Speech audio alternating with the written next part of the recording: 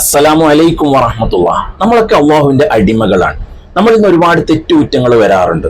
തെറ്റുകുറ്റങ്ങൾ എന്ന് പറയുമ്പോൾ അത് പല കാറ്റഗറി ഉണ്ട്. ചെറിയ ദോഷങ്ങളുണ്ട്, വലിയ ദോഷങ്ങളുണ്ട്, വൻദോഷങ്ങളുണ്ട്. വൻദോഷങ്ങൾ എന്ന് പറയുമ്പോൾ നമുക്ക് ഓർമ്മ വരുന്നത് 7 വൻദോഷങ്ങൾ എന്നുള്ളതാണ്. എന്നാൽ വൻദോഷങ്ങൾ 7 എണ്ണമല്ല, 70ഓളം വൻദോഷങ്ങളുണ്ട് എന്ന് പറഞ്ഞ പണ്ഡിതന്മാരുണ്ട്. എന്നാൽ അതിൽ നിന്നൊക്കെ ചുരുക്കിയിട്ട് 7 വൻദോഷങ്ങളാണ് മുഖ്യമായിട്ടും നമ്മൾ പറയുന്നത്, കേൾക്കാറുള്ളത്, കിതാബുകളിൽ കാണാറുള്ളത്. എന്നാൽ ഈ 7 ദോഷങ്ങൾ എന്ന് പറയുന്നത് സാധാരണ ദോഷങ്ങൾ ചെയ്താൽ അതിലേക്ക് കിട്ടുന്ന ശിക്ഷ പോലെ ആയിരിക്കണമെന്നില്ല. ചിലപ്പോൾ ഇസ്ലാമിൽ നിന്ന് പോലും പുറത്തു പോകാൻ സാധ്യതയുണ്ട്. അങ്ങനെയുള്ള ദോഷങ്ങളൊക്കെ ഈ 7 ദോഷങ്ങളിൽ പെട്ടിട്ടുണ്ട്. ഏതൊക്കെയാണെന്ന് നമുക്കൊന്ന് നോക്കിയാലോ. ഒന്നാമതായി പറഞ്ഞത് അല്ലാഹുവിനിക്ക് ശിർക്ക് ചെയ്യുക.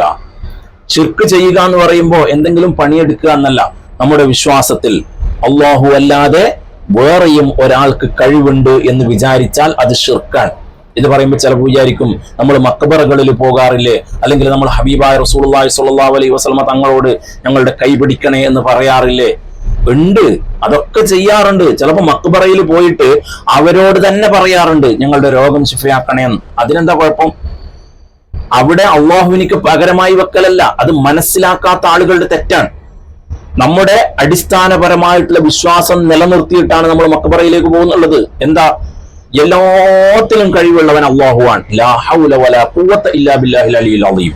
അള്ളാഹുവിനിക്കല്ലാതെ ലോകത്ത് ഒരു ശക്തിക്കും ഒരു കഴിവും ഇല്ല എന്ന് നമ്മൾ വിശ്വാസം ഉറപ്പിച്ചു. പിന്നെ ആരെങ്കിലും സഹായിക്കുന്നത് എന്തുകൊണ്ടാ? അള്ളാഹു കൊടുക്കുന്ന കഴിവ് കൊണ്ടാണ്. അവിടെ നമുക്ക് വിശ്വാസത്തിന് കുറവില്ല. അത് ജീവിച്ചിരിക്കുന്ന ആളുകളാണെങ്കിലും മരിച്ചുപോയ ആളുകളാണെങ്കിലും അല്ലാഹു തആല കഴിവ് കൊടുത്താൽ അവര് നമ്മെ സഹായിക്കുക തന്നെ ചെയ്യും. അതിന് യാതൊരു സംശയമില്ല. അപ്പോ ഒന്നാമത്തെ കാരണം പറഞ്ഞത് അള്ളാഹുവിനിക്ക് ശിർക്ക് ചെയ്യുക എന്നുള്ളതാണ്. അല്ലാഹു തആല കൊടുക്കാതെ സ്വന്തമായി ഒരാൾക്ക് കഴിവുണ്ട് എന്ന് വിശ്വസിച്ചാൽ ഷിർക്കാണ്, ഇസ്ലാമിൽ നിന്ന് പുറത്താണ്, വേറെ ഒരു സംശയമില്ല. അല്ലെങ്കിൽ അള്ളാഹു അല്ലാതെ വേറെയും ഒരു ഇലാഹുണ്ട്, ഒരു പടച്ചവനുണ്ട് എന്ന് വിശ്വസിച്ചാൽ ഷിർക്ക് തന്നെയാണ്, യാതൊരു സംശയവുമില്ല. രണ്ടാമത്തത് സിഹ്ർ ചെയ്യലാണ്. സിഹ്ർ എന്ന് പറയുമ്പോൾ ഇന്ന് ഇങ്ങനെ വളരെ അധികരിച്ചു കൊണ്ടുവരികയാണ്. അത് നമ്മുടെ മുസ്ലിമായ വേഷം ധരിച്ചുകൊണ്ട് ഉസ്താദുമാര് എന്ന് പറഞ്ഞിട്ടിരിക്കുന്ന ചില ആളുകൾ പോലും സിഹ്റിന് കൂട്ടുനിൽക്കുന്നു എന്നുള്ളതാണ്.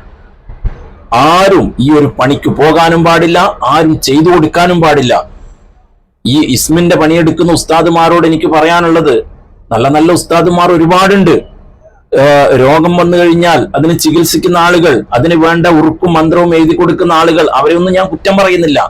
പക്ഷേ ആരെങ്കിലും ഒരു സ്ഥാനം ഉയരുന്നത് കാണുമ്പോൾ, അല്ലെങ്കിൽ സാമ്പത്തികമായൊന്ന് ഉയർച്ച കാണുമ്പോൾ നമ്മുടെ കണ്ണുകടി കൊണ്ട് നമ്മൾ പോകാണ് ഉസ്താദുമാരെടുത്ത്, അല്ലെങ്കിൽ ഏതെങ്കിലും കണിയാന്മാരെടുത്ത്, ഈ സിഹ്ർ ചെയ്യുന്ന ആളുകളെടുത്ത് പോയിട്ട് പറയാണ് ഇന്ന ആളെ ഒന്ന് കിടത്തണം, അവരൊന്ന് കിടത്തിയിട്ട് കാണണം. ഇത് പറയുമ്പോൾ അവരതിന് കൂട്ടു നിൽക്കുകയാണ്, ചെയ്തു കൊടുക്കുകയാണ്. ജീവിതത്തിൽ തന്നെ അനുഭവിക്കും. ചെയ്യുന്ന ആളുകളും ചെയ്യിപ്പിക്കുന്ന ആളുകളും ജീവിതത്തിൽ തന്നെ നരകിക്കുന്നത് നമ്മുടെ കണ്ണുകൊണ്ട് കാണാൻ കഴിയും. അത്രത്തോളം വലിയ തെറ്റാണ് സിഹ്ർ ചെയ്യുക എന്നുള്ളത്. മാത്രവുമല്ല അള്ളാഹുവിന്റെ അടുത്തു നിന്നുള്ള കഠോരമായ ശിക്ഷയും അള്ളാഹു തആല നൽകുന്നുണ്ട്. ഇനി മൂന്നാമതായി പറഞ്ഞത് അന്യായമായി കൊലപാതകം ചെയ്യുക എന്നുള്ളതാണ്.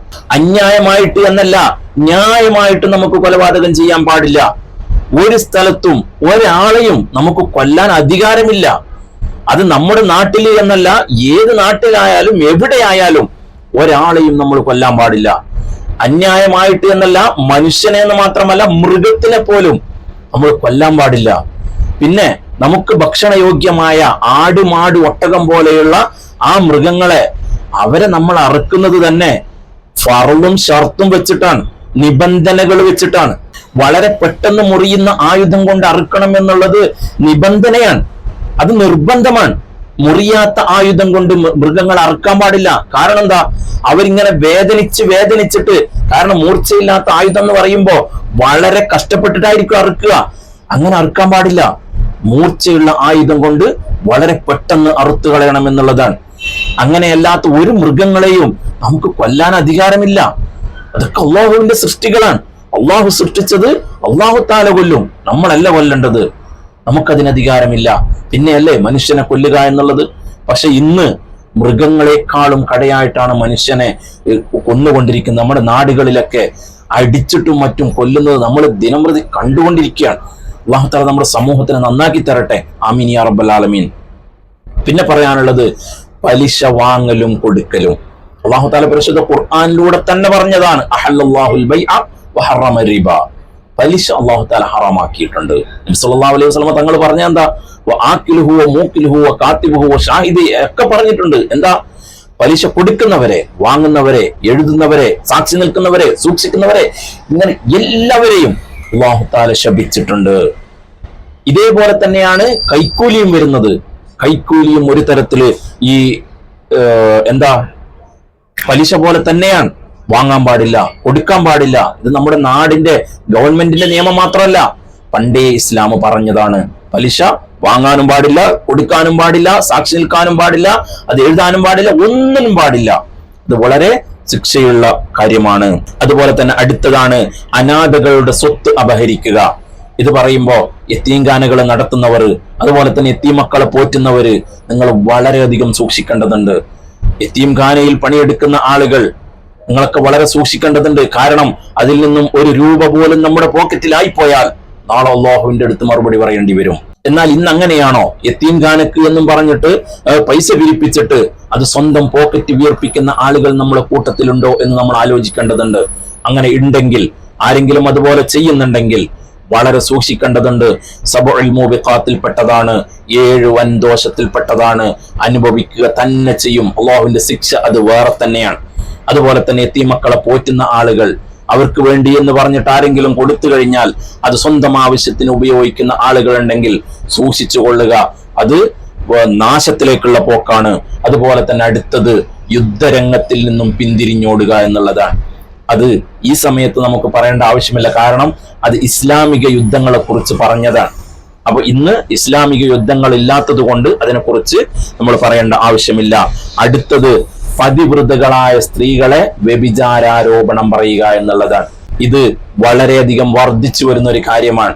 കാരണം നമുക്കൊരാളോട് ഒരു അസൂയ തോന്നിയാൽ, ഒരു സ്ത്രീയോട് നമുക്ക് അസൂയ തോന്നിയാൽ അവരെ കുറിച്ച് പലതും പറഞ്ഞു പരത്തുകയാണ്. അവരെ കുറിച്ച് വ്യഭിചാര ആരോപണം പറയുകയാണ്. പല ആളുകളുമായി ബന്ധമുണ്ട് എന്ന് പറയലാണ്. എന്നാൽ നമ്മൾ വ്യഭിചാരാരോപണം പറയണമെങ്കിൽ, ഒരാണിനെ കുറിച്ചോ പെണ്ണിനെ കുറിച്ചോ വ്യഭിചാരാരോപണം നമ്മൾ പറയണമെങ്കിൽ അവര് വ്യഭിചരിക്കുന്നത് നമ്മൾ നമ്മുടെ കണ്ണുകൊണ്ട് കാണണം.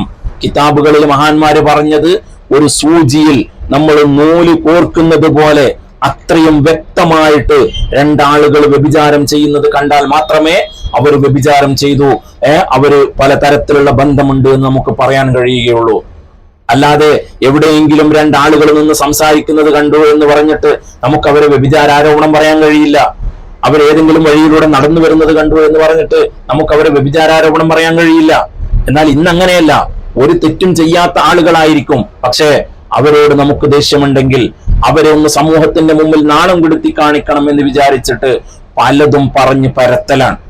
ഇതൊക്കെ 7 വൻദോഷത്തിൽ 7 മഹാദോഷത്തിൽപ്പെട്ടതാണ് എന്ന് നമ്മൾ വളരെയധികം സൂക്ഷിക്കേണ്ടതുണ്ട്.